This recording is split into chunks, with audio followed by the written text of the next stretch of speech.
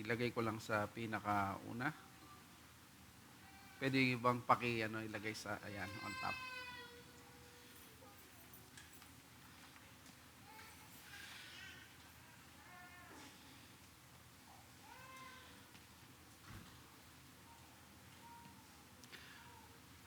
Okay, ang ating series is The Beauty of Sabbatarianism, and as we all claim and we have been teaching, if you are confessing the 1689 London Confession, you are de facto a Sabbatarian.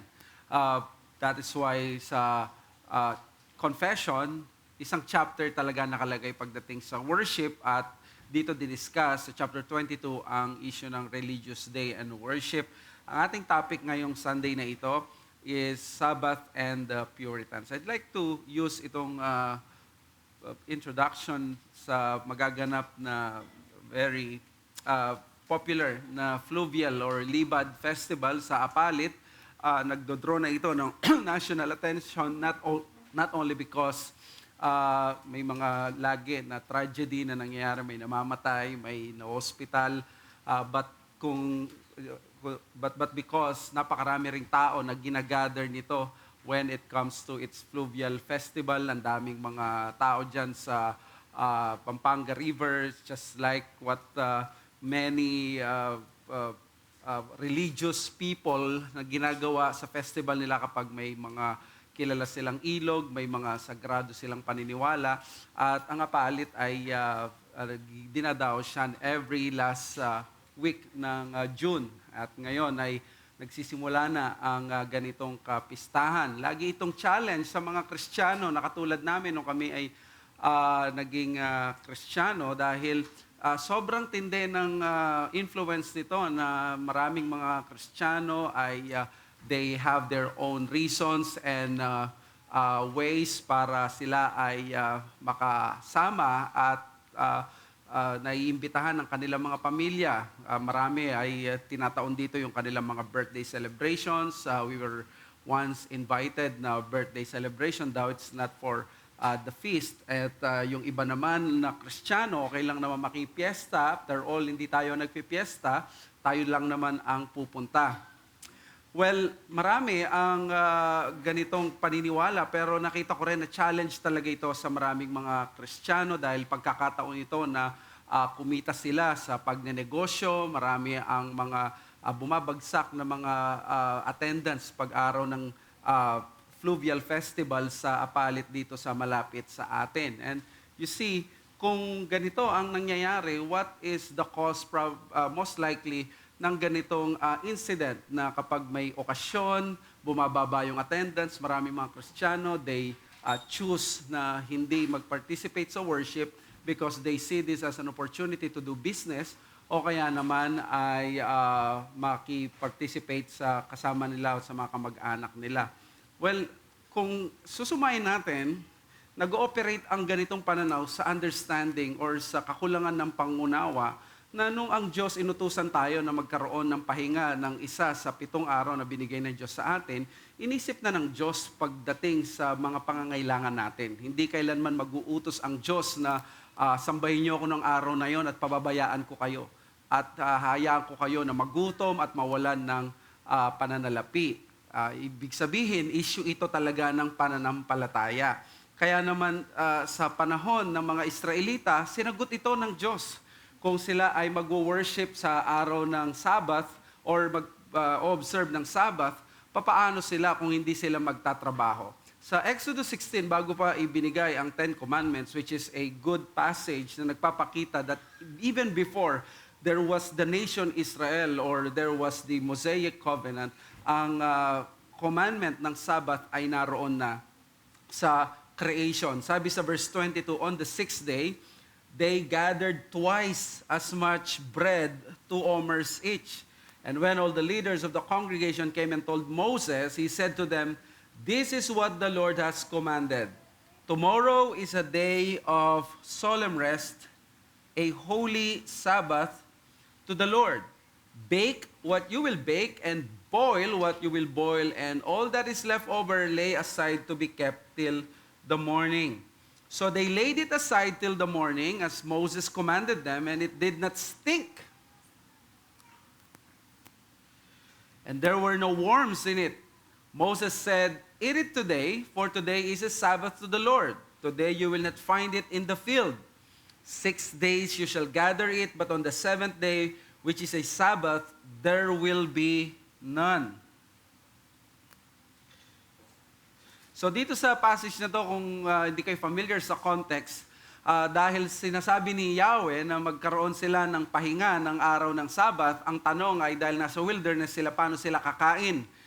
Day to day ang kanilang rasyon dahil doon sa binibigay na mana. Ang nangyari ay ang utos ng Diyos, araw-araw lang dapat kolektahin yon. Hindi dapat sila mag-imbak para sa bukas dahil ang gusto ng Panginoon ay araw-araw ang provision. Now, nakita ninyo siguro doon sa Exodus, may incident na may mga nagtakaw, naging ganid, nagdagdag sila ng kanilang ipunin para bukas, at ang nangyari ay napanis. Nagkaroon pa ng uod, nagkaroon ng worms, talaga naging peste sa loob ng bahay nila. Ngayon, paano naman yung seventh day? Ang sabi ng Panginoon dito, pag araw ng Sabbath, hindi kayo kukolekta ng mana, sa sixth day, dodoblehin ko yung rasyon na ibibigay ko sa inyo, at doon nyo kukolektahin yon.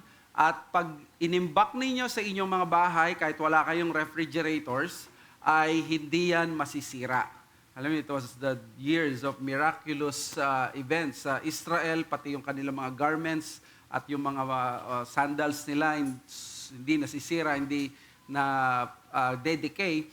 Kaya naman nagkaroon ng miraculous work every Sabbath na meron silang nakalagay na pagkain. Now, ang principle dito, no, hindi yung mismong Sabado, magdo-double pay tayo. Hindi yun yung application. Ang pinaka-application dito, alam ng Diyos ang ating limitasyon. Alam ng Diyos ang ating sitwasyon, na kaya kapag nag-utos siya ng isang bagay like yung observance ng Sabbath, dapat tanggapin natin ito ng may pagtitiwala at pananampalataya. Hindi dapat natin isipin yung mga bagay na ayaw nang ipaisip ng Diyos sa atin. Kaya kapag tayo ay nasa control natin ang isang bagay, pinipili nating magtrabaho ng araw ng Sabbath, kahit hindi kaya natin na hindi naman, wala naman tayo sa posisyon na parang hindi tayo makakatanggi at kailangan tayo, may talagang providential na rason. Ang nangyayari sa atin ay nawawalan tayo ng pagtitiwala na hindi na kayang ipagkaloob ito ng Diyos sa atin sa ibang araw, yung kikitain natin ngayon. Kaya itong pananaw na ito, ay nakita natin all throughout the centuries ng pagiging Kristiyano, pero mas nangibabaw ito sa panahon ng mga Puritans. Noong panahon ng mga English Puritans, nakita natin ang Sabbath theology ay mas nag-escalate into its full bloom na uri ng bulaklak na nakita natin na napakaganda na na-exercise even in their practical lives. So as a sort of review, let's see muna ano nangyari sa mga panahon before the Puritans. Yung Sabbath theology, pag tiningnan mo, ang mga early Christians, wala kang makikitang eksaktong ganitong assessment kagad sa issue ng Sabbath theology natin na creation. Pero makikita mo, hindi kinokontradict ng mga early figures ang doctrine ng Sabbath. Ibig sabihin, may concept sila ng Lord's Day, not exactly katulad ng sa atin, which is parang bumabalik tayo sa creation. Di ba? Yan yung Sabbath. Sinasabi natin ang Sabbath, it's a work of creation din, and also it is a work of redemption. Mas familiar ang mga Kristiyano sa work of redemption, pero bago pa nagkaroon ng redemption, ang Sabbath ay isang in-institute na ng Panginoon in creation. Kaya the early church, there was no dissenting voice against the weekly gathering of the church during the Lord's Day. So, universal practice ang Lord's Day or yung Sabbath worship nung panahon nila. Nung medieval church, ang nangyari, wala rin nag-oppose, pinagpatuloy lang ng medieval church yung weekly worship na nakita nila sa mga early church fathers. Kanya lang, ang additional dito sa medieval church ay yung concept ng authority. Yung authority. So, dahil sa church na na-establish, ang Catholic Church na naging, by the way, Catholic General at Universal Church na naging Roman Catholic Church, ginamit nila yung power nila to implement yung Sunday as the worship day sa calendar nila. And then the Reformation, mas lalo itong umusbong, mas lalo itong nag-develop ang theology, the weekly Sabbath teaching. Ito na, dumating na yung issue ng creation. And it became widely popular. Nagkaroon ng substance ang Sabbath theology, depth, and serious treatment. Yan ang kinontribute ng Reformation. Kaya pag punta natin sa 1689, which is the product of the Puritans, makikita na natin na drawing from the rich history of Sabbath contemplation, nagkaroon na sila ng ganitong application sa confessional level. This is the final paragraph ng chapter 22, which is the position of our confession that the Sabbath is then kept holy unto the Lord when men, after a due preparing of their hearts and ordering their common affairs aforehand, do not only observe a holy rest all day from their own works, words, and thoughts. So dapat dito tayo magkasundo, dito tayo mag-unite. Sinasabi dito na ang holy, keeping the Sabbath holy is by preparing our hearts and also ordering our common affairs beforehand.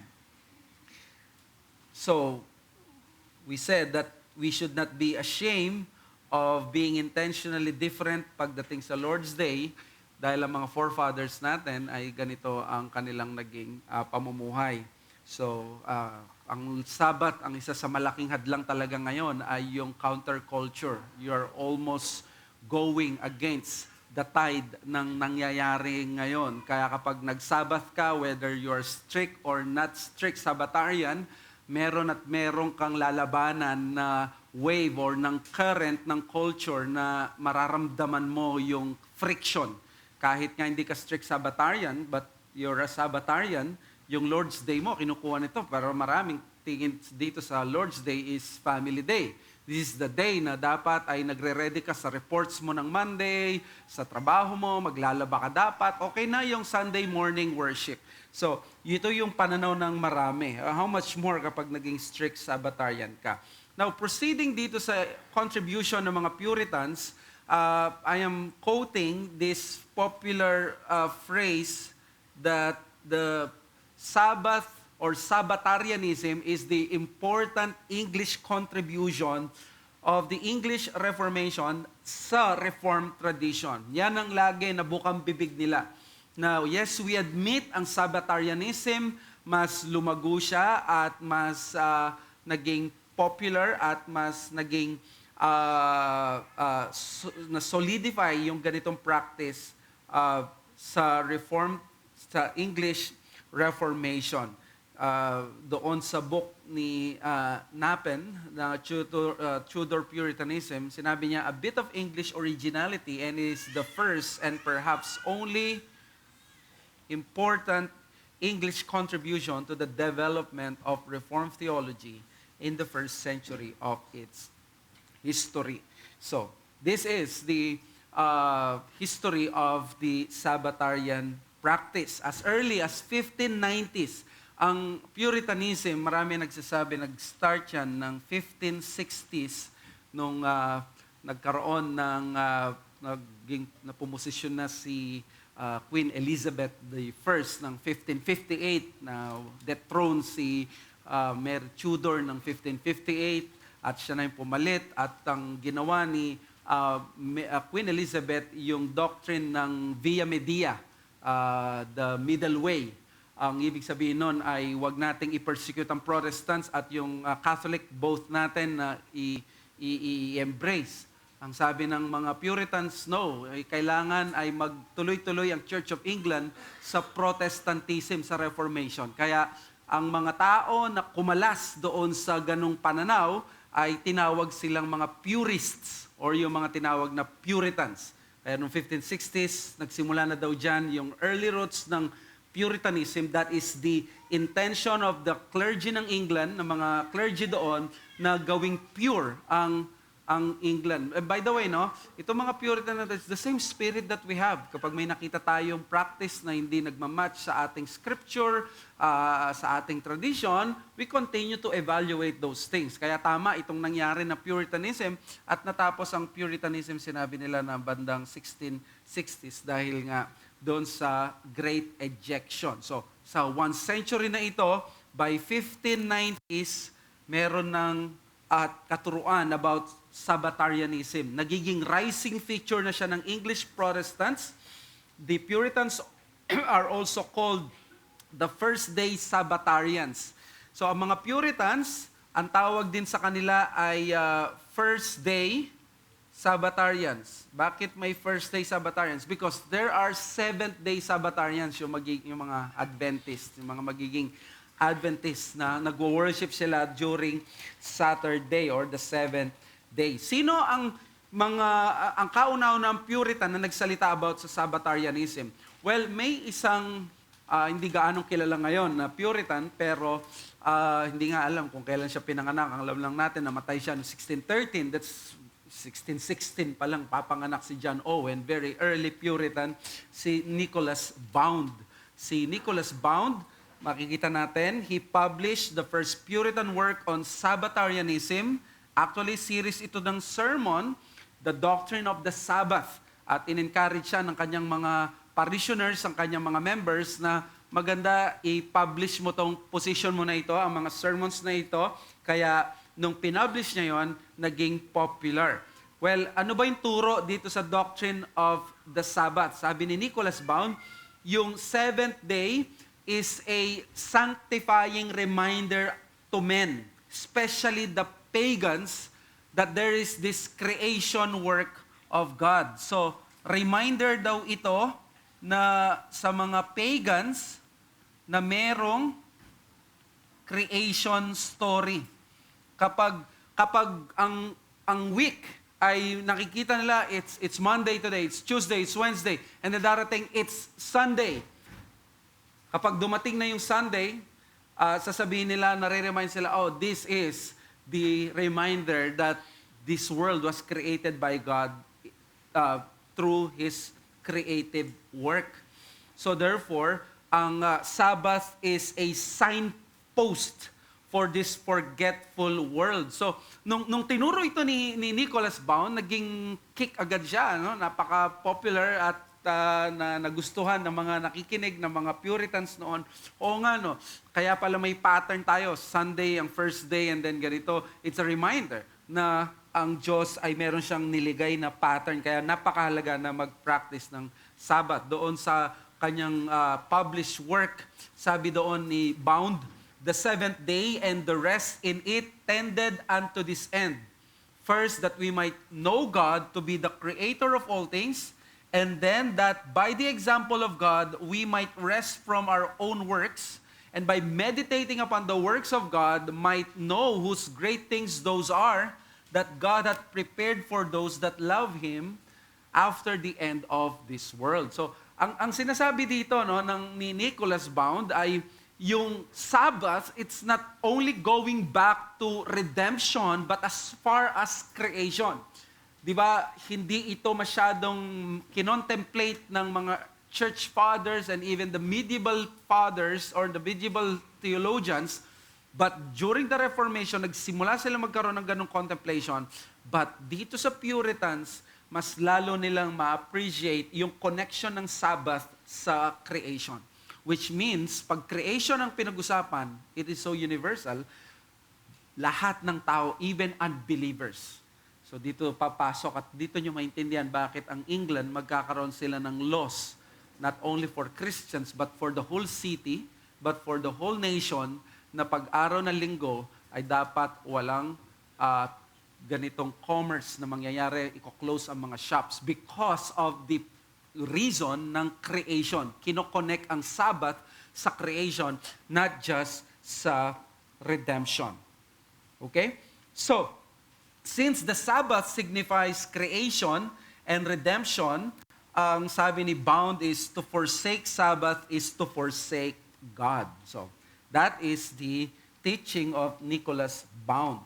Sino pa yung Puritan na maraming sinabi about sa Sabbath? Yung mga early Sabbatarians natin, well, si Richard Baxter, may series siya may sermons din siya na naging popular ngayon, yung mga quotes, mga words ni Baxter dahil sa kanyang emphasis sa Sabbath, but not only sa Sabbath, but also yung kanyang practice mismo sa kanyang parish sa Kidderminster. So, si Baxter, nagkaroon siya ng pastor siya sa Kidderminster. At if you know the book, The Reformed Pastor, it's not about Reformed theology, but a revitalized pastor, one of the best books on pastoring. At sinabi niya doon si Baxter, may 800 families na members siya na under his care. At ang mga yon ay weekly, meron silang catechism, tinuturuan nila yung mga pamilya. At ang Kidderminster, bago siya nag-practice ng ministry, it was known for drunkenness, brawls, and disregard for religion. Ibig sabihin, this is a decadent and an immoral and disorderly city, yung place na ito.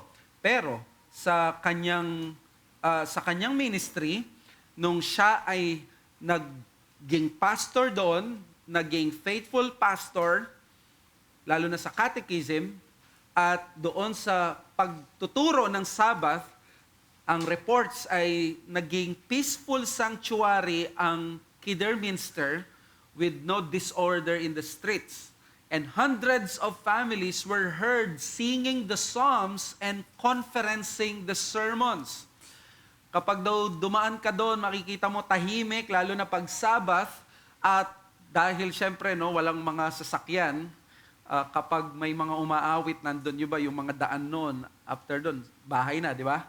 So kapag dumaan ka daw ng Sabbath doon sa Kidderminster, ang maririnig mo lang sa kanila ay yung either nag-worship sila sa church o kaya kumakanta sila sa kanilang mga bahay ng mga psalms at yung nagko-conference sila ng mga sermons. Ito yung tinatawag na Puritan conference or conferencing.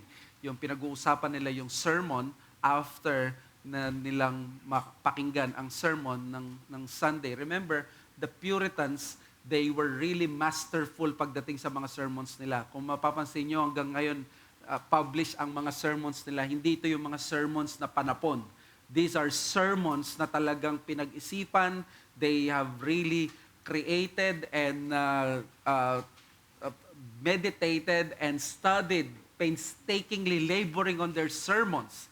For example, si Baxter, he spends 4 days of work para sa kanyang sermons, and then one day, if I'm not mistaken, 1 day or 2 days doon sa kanyang magiging ministry ng catechism.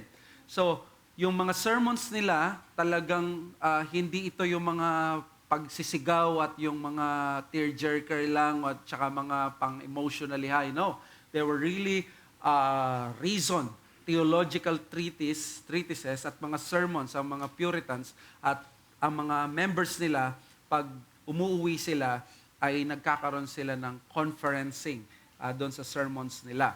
His young people would fellowship each Saturday night for 3 hours sa Saturday night to prepare for the Lord's Day. At sasabihin niya sa kanila, go seasonably to bed that you may not be sleepy on the Lord's Day. Something na kailangan nating lahat i-remind sa sarili natin. No? It's always a battle when it comes to this matters, especially kapag nakakain na tayo, lalo na yung pagdating sa hapon. Pero dahil masyado ng kakaiba ang, 'di ba, complex na yung buhay natin, marami na nagtatrabaho ng graveyard shift, ganito, ayaw na magpatalo din ng umaga. Nakakatukso na rin na antukin pag umaga. So, another example natin na nagsulat din about Puritanism or Sabbatarianism ay si Jonathan Edwards.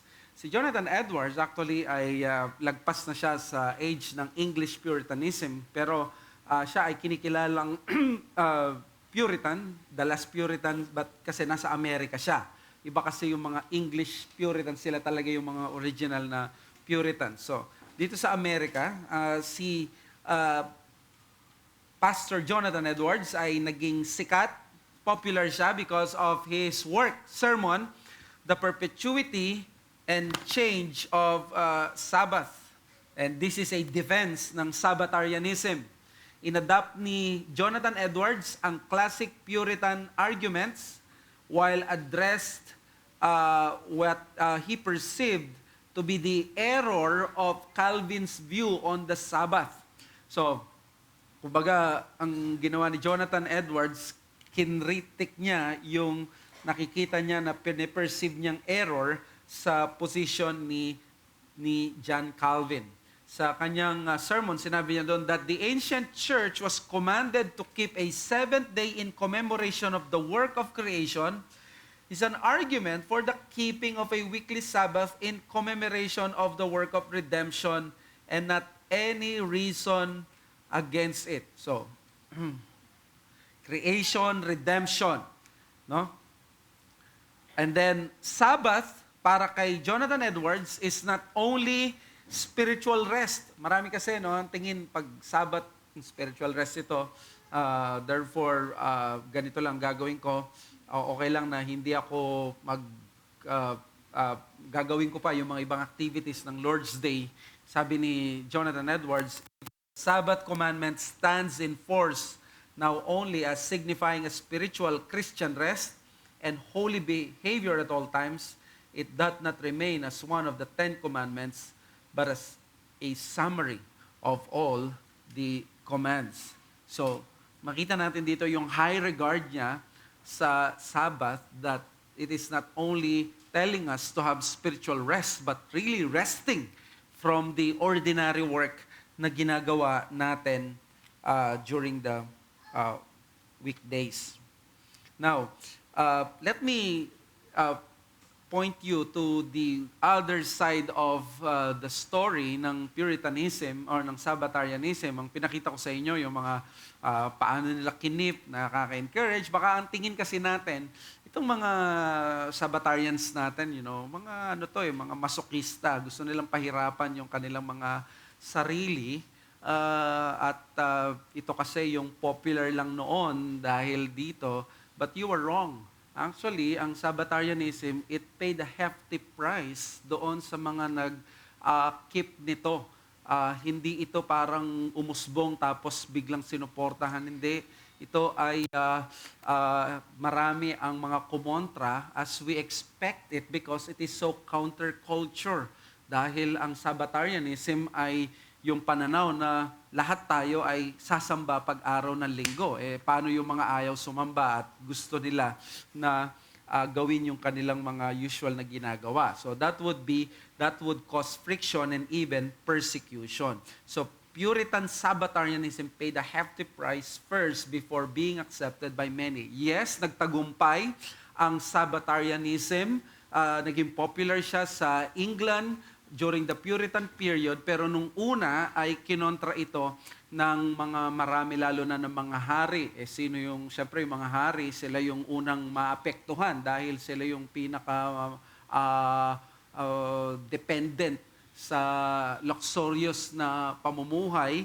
Kaya makikita natin na they would even do yung mag-enact sila ng mga laws para lamang i-violate ng mga tao yung Sabbath. Ganito ka-mean yung mga kings noon.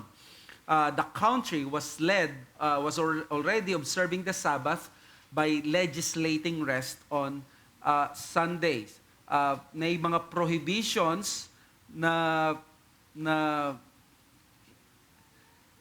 dito si Nicholas Bound, by the way, ay nung tinuro ni Nicholas Bound dito sa kanyang mga people, hindi actually yung prohibitions ang kanyang focus.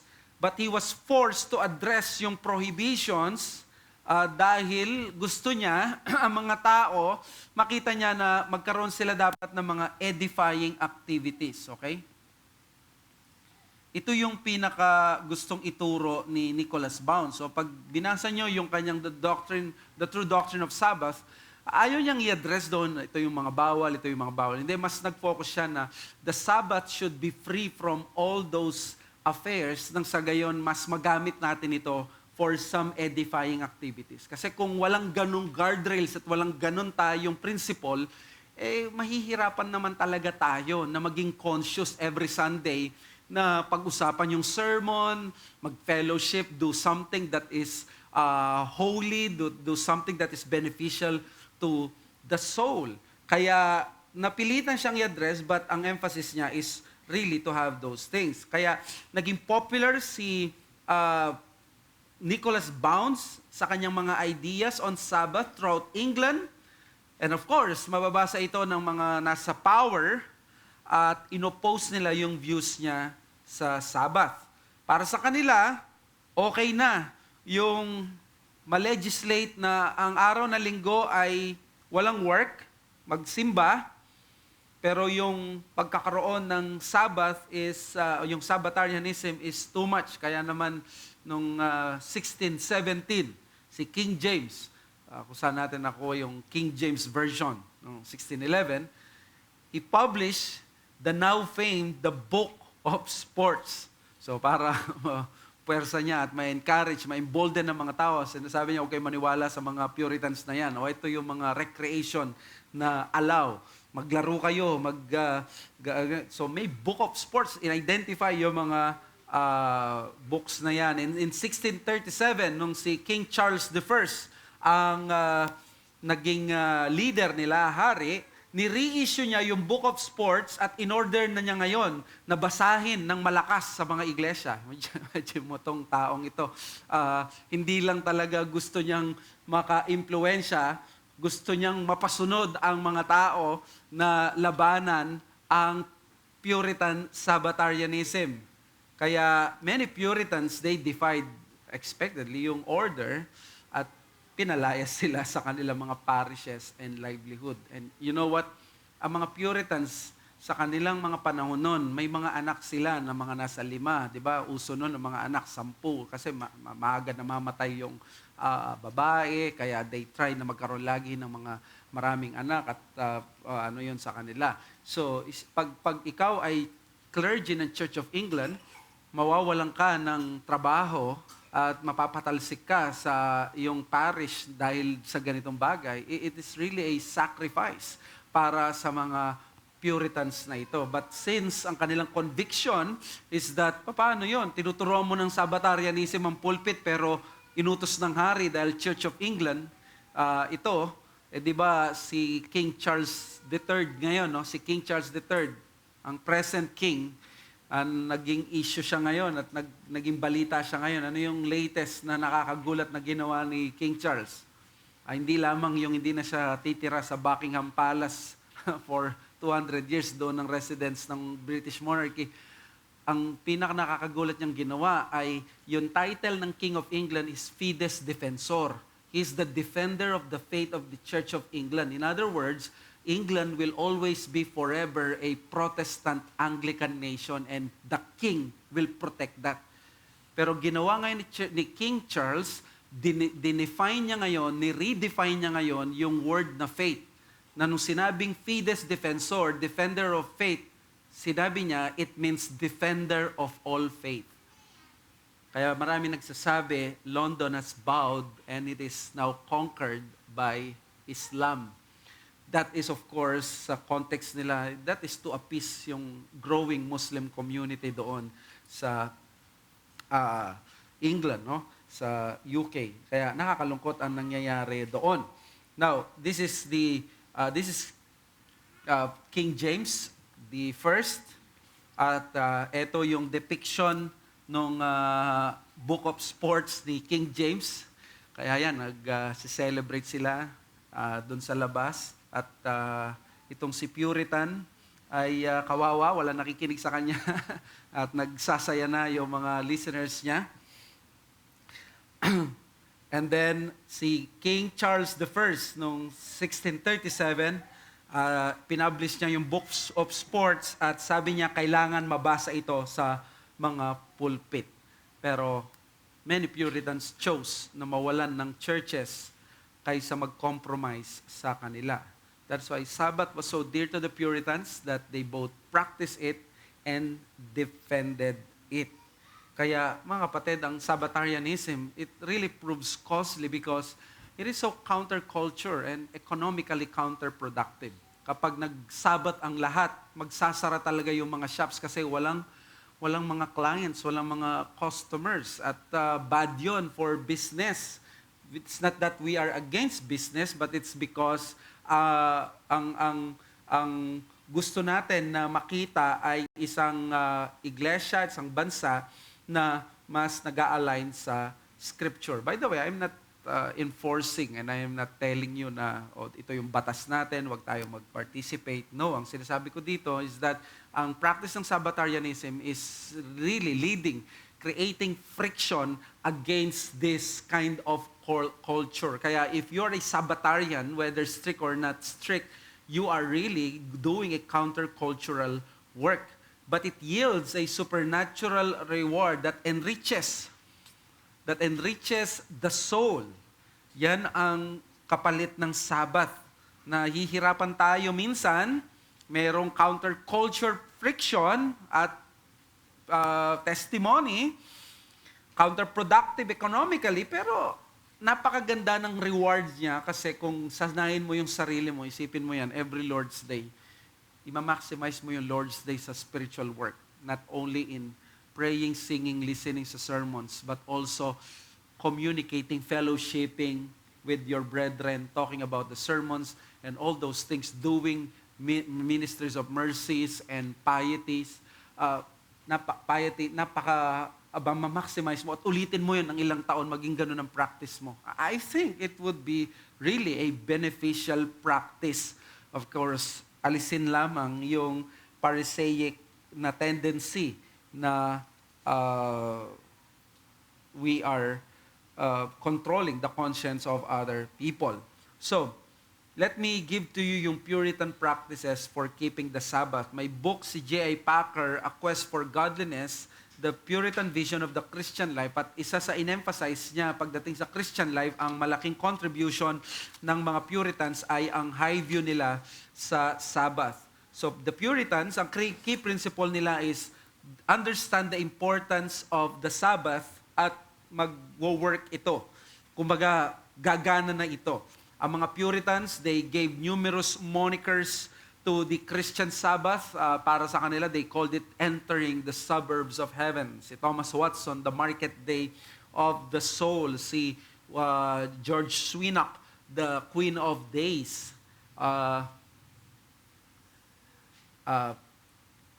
The golden spot of the week.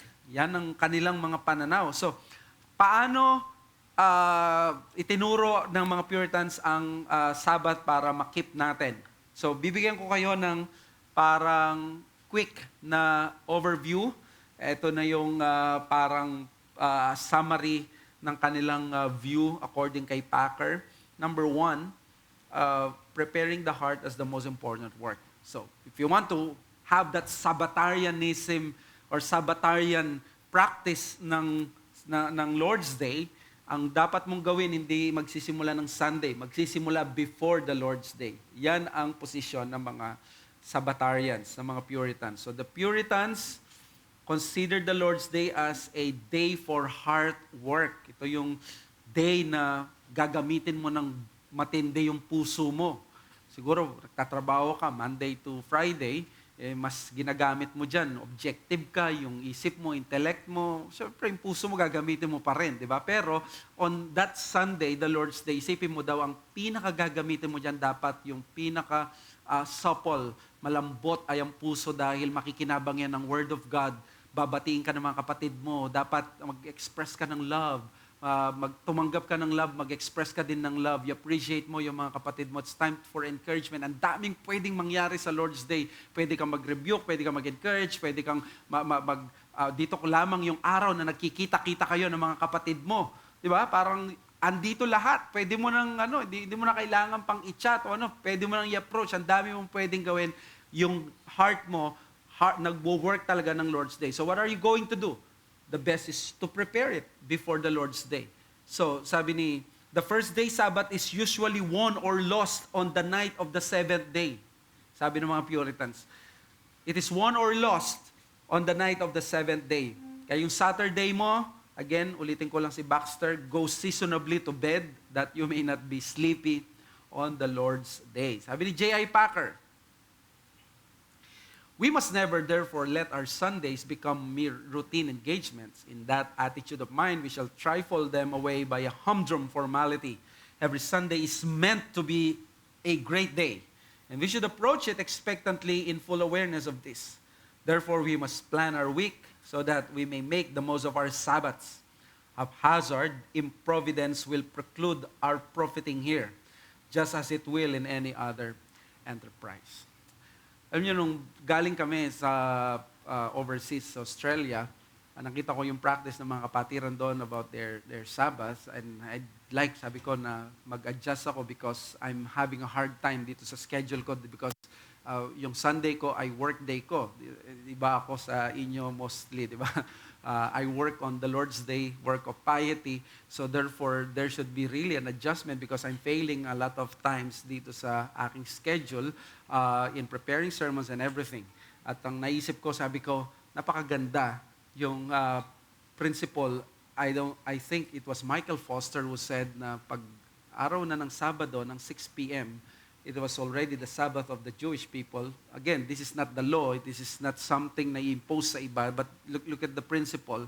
Para sa kanya, that is the alarm clock kay Michael Foster na it's time to settle down. It's time to prepare.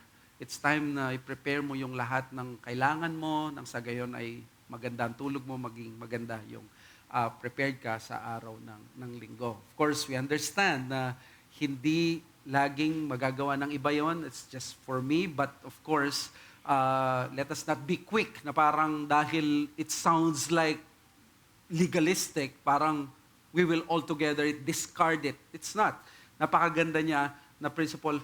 Kayo nga mga nagtatrabaho sa secular, di ba? Mayroon kayong mga orasyon, mayroon kayong mga dapat ganitong oras, na kapag nagising ka na, dapat ganitong oras, nagpe-prepare ka na, nakapaghilamos ka na, nakaligo ka na, dapat by this time, nandito ka na sa istasyon na to, nandito ka na sa parking na ito, may traffic ka. It's same thing with Sabbath. It is an important appointment. So therefore, you should have that kind of practice or discipline. And then number 2, public worship is the central activity. So, after ng preparation ng heart as the most important work, para sa mga Puritans, Sabbath is mainly worship activity that is public.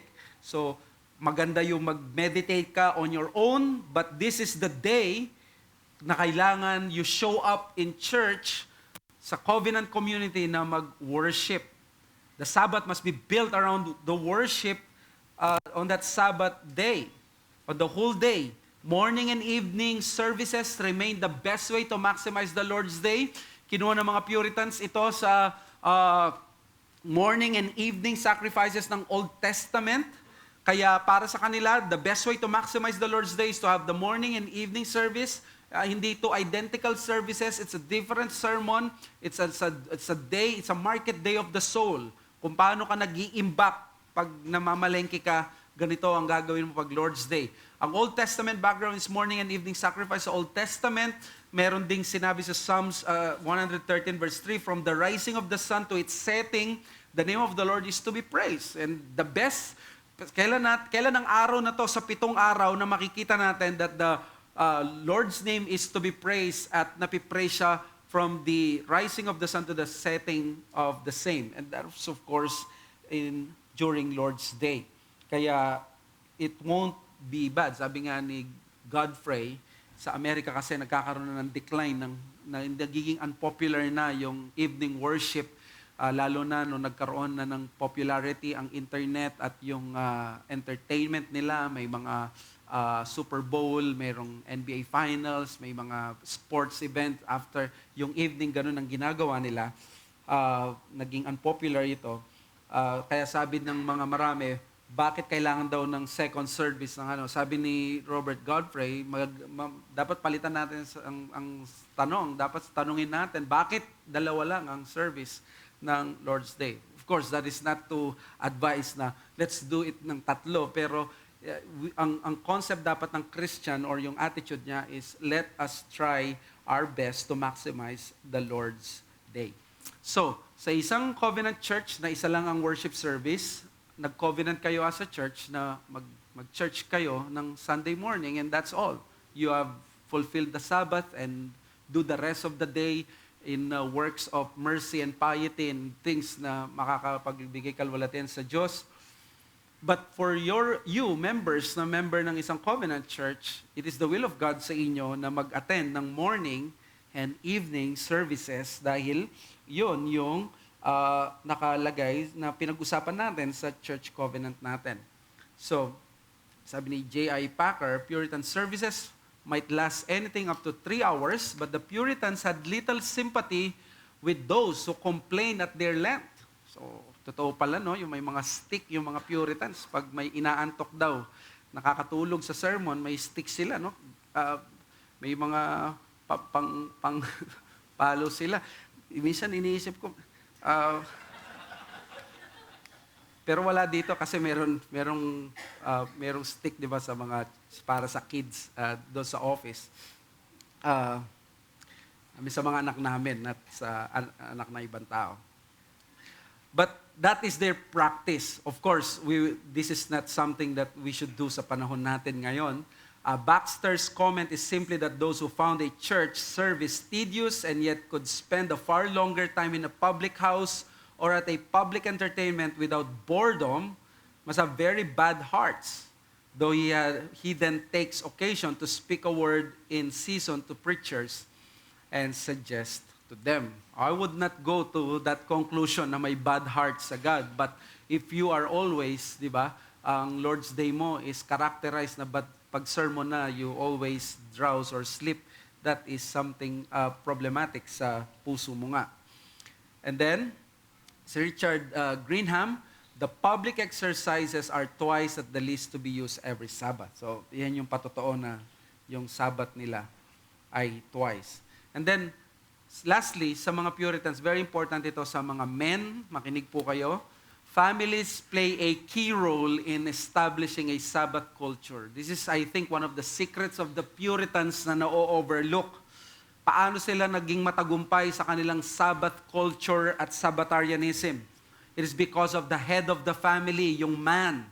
He takes charge in ordering his house to maximize the Sabbath for their spiritual benefit and enjoyment. Kung hindi mo ililid ang family mo, ang asawa mo, mas malaki ang chance na hindi mo mamamaximize yung Sabbath ninyo because yung wife mo, kung may anak kayo, ang dami niyang aasikasuhin, kaya kailangan ng leadership ng Lord's Day. Sometimes we have that default na spirit na pag Sunday, parang nagkakaroon tayo ng autopilot when it comes to leadership. But during the Lord's Day, mas dapat nating i-cultivate yung leadership natin, mga men, pagdating sa ating mga families, because that is the day na binigay ng Diyos sa atin para tayo ay mag-practice ng Sabbath. So dapat ginagabayan natin ang families natin. Kaya tingnan mo sa larger catechism ng Westminster, the charge of keeping the Sabbath is more specially directed to government of families and other superiors. Because they are bound not only to keep it themselves, but to see that it be observed by all that are under their charge. Kung under sila ng jurisdiction mo, napakalaki ng ng power mo. Napakalaki ng advantage mo. Ikaw na tatay pag nagsabi ka. Yung bahay natin pag Lord's Day. Kung uwi tayo, let's try to invite other people. Let's try to fellowship. Mangyayari yun. Kaysa yung babae ang mag-iisip at siya magsasabi, hindi kagad mayayari yan. And of course, even before natin pinag-aralan to, di ba, marami naman ang fellowship ng Lord's Day. Isa sa joys ko every Lord's Day is that after the worship service, nandyan na kayo na nagkukwentuhan. Alam ito nila Jai at nila Kuya Renald. Yung panahon na after ng worship, parang kami na lang ang naiwan. There was a time na gano'n ang SABC. After ng worship, parang kailangan magmadali, umuwi, lahat. Parang wala. Pero ngayon, nakikita mo, parang ayaw pang umuwi. Yung iba, nagtatry mag-invite. Yung iba, nagpaparamdam, imbitahan nyo naman ako. Dapat natin gawin yon. Iba-iba ang imbitahan natin. Hindi lang yung same people because we are one community. And let us try to have special eye doon sa mga tao na list na nai-invite. That is an opportunity. At sino makakagawa nun? Ikaw na tatay.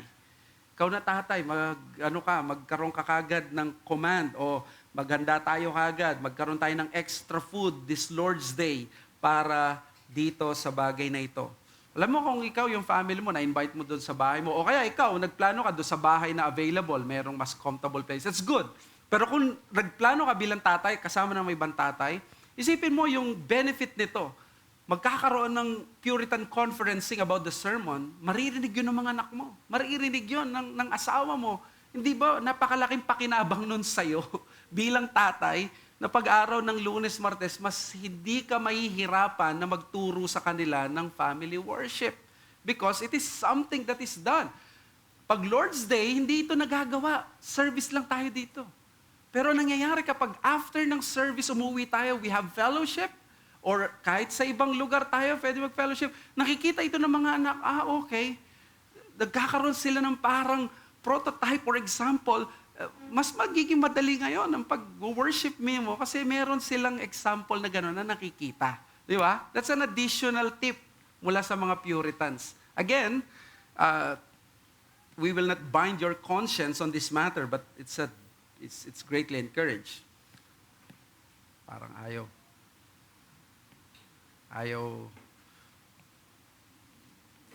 Ayan. Okay. Next. The Lord's Day is also the best opportunity to practice hospitality. Ayan. To invite other families or brethren for dinner. To practice yung Puritan conference. That is the talking about the sermon. Lagi naman tayo, di ba, napapasobra naman yung binibili mo or ganun.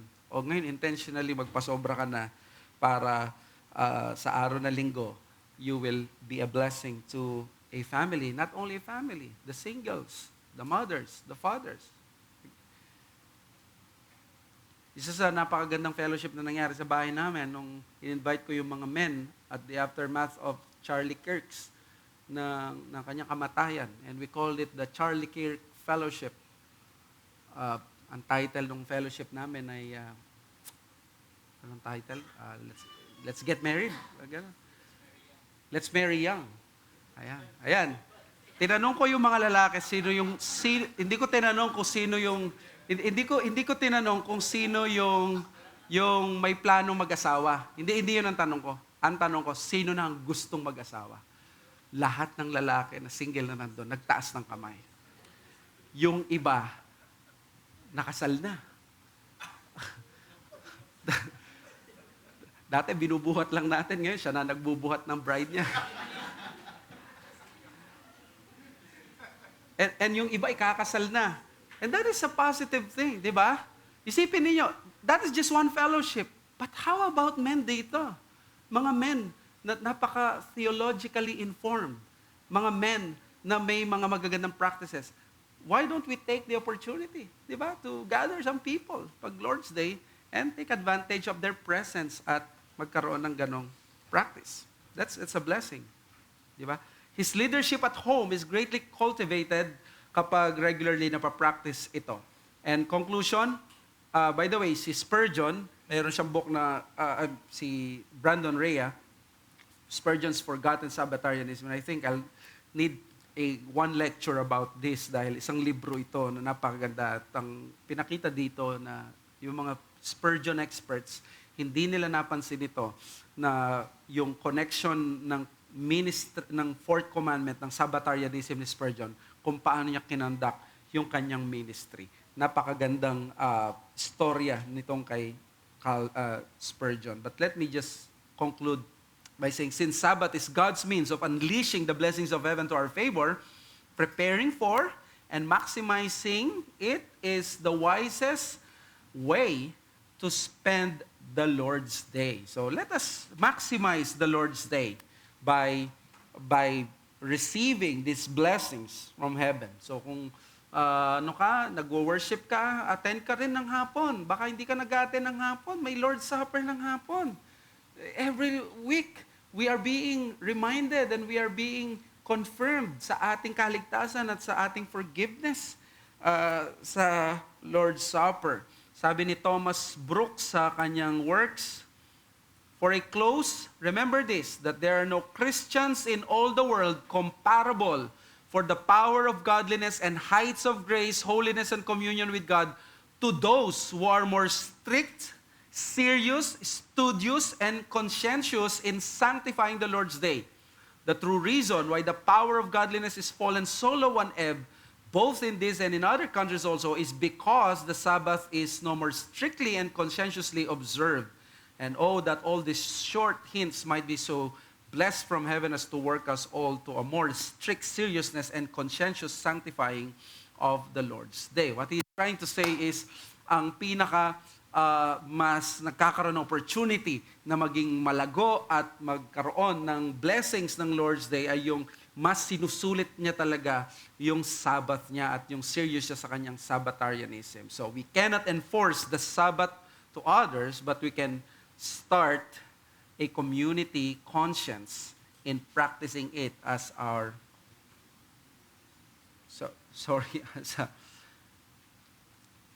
ano ba itong naisulat ko? It's not in practicing it as our I'm sorry na wala yung ano ko, bakit hindi ko to napansin. I was nagmamadali ako siguro nung sinend ko to, papunta na ako ng ordination ni Pastor Noel.